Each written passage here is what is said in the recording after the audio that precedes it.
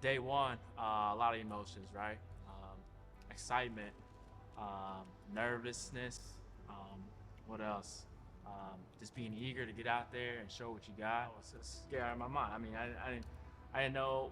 I knew sort of what to expect, but once I got there, it was like, super just paramilitary. Keep your stuff tight.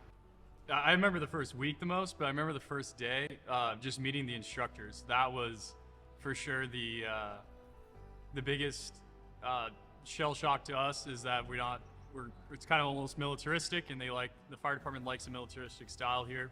One of the hardest first days I ever had. I had to do a lot of things. One of them was use the bathroom really bad. I just remember looking at everyone's nervous faces, and everybody's chins were really smooth, and all of our boots were really shiny. And I was really impressed with all of us, and I couldn't wait to get to know everyone. How invested I perceived the cadre to be. It was cool to see how, even on day one, they wanted us to succeed. Cardio is key. If you don't have it coming in, it's gonna be way harder, and you'll learn real quick. Oh yeah. The lead instructor running the workouts really tested us and pushed us. Absolutely. The pre-tower workouts that they were having us come in for, I think we got 2 of them on Saturdays, were really helpful because we kind of knew, at least at the baseline of things, what was going to be expected. To set the standard and the tone for the day, to get out here in PT and work hard, work together, right at 8 o'clock. We had a cadre, Lieutenant Strickland and Lieutenant Silva really pushing us hard each day, and it's fun to get everyone else involved and get PT with the EMS crew, and it just really had a family atmosphere that motivated us through the whole day. Yeah. The physical training here was probably the hardest physical training I've ever had in my life. I feel like being sore every single day for weeks and months, I just didn't know my body could do it. So I'm really impressed by all of us. All the running, a lot of running, and then just my body always being sore, but then just getting used to it. But definitely pushing myself to a limit that I didn't like to push myself, and just keep going, and it's fun, but super hard. And I also want to add that PT probably helped us get really close, because we got to see each other being really, really ugly and tired, and we got really close. Shark training was fun. It was real fun. You learn real quick how seriously the instructors take the truck training. They're on the 22. You're excited. You think you get comfortable, and then it just keeps getting more. You keep learning more than the 35, the 50, different styles of the 50. So it just gets harder and harder. Truck training it's no joke, and everything you do could result in you helping somebody or hurting somebody. So they really wanted to make sure we took it very seriously. They didn't let up to the 50, and I'll let you talk about that. Well, the 50 is a great ladder, but yeah, Lieutenant Jew on all the ladders had we've gotten all of our quotes from him on the ladders. You will know. Yeah, exactly. You will know. So, but no, the progression was great. So the ladder specific training, we were throwing ladders for a few weeks in a row. Pump ups at first, again, a little intimidating. When you get your hands on it, it's pretty, I don't want to say basic, but it's easier to understand. Yeah. Once you put it all together, the steps, they just make sense. The roles that each engine or whoever's showing up on scene, there's a system to the madness, and Lieutenant Stinky was saying, there's a lot more smart people than us that have figured it out. Using that step-by-step process makes sense.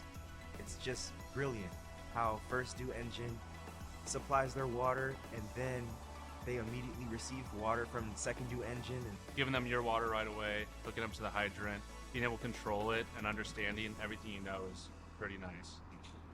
it's just brilliant. I think it's amazing.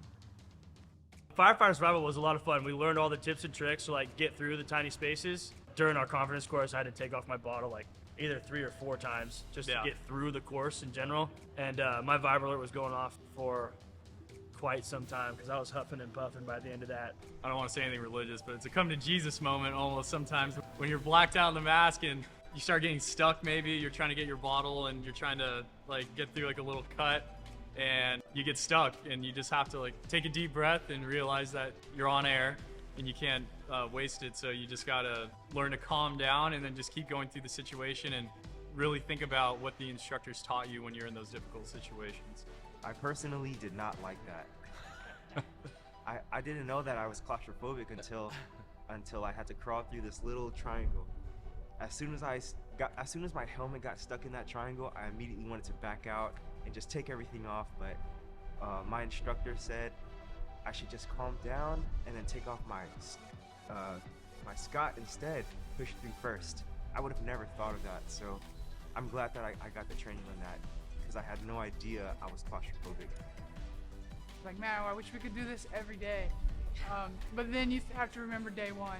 I didn't have any skill set to be able to do this every day. The live fire week, you just go and you trust that all the training and the time and the effort that the cadres put into you, you're ready. Just go. Yeah, live fire was definitely another coming together moment for me.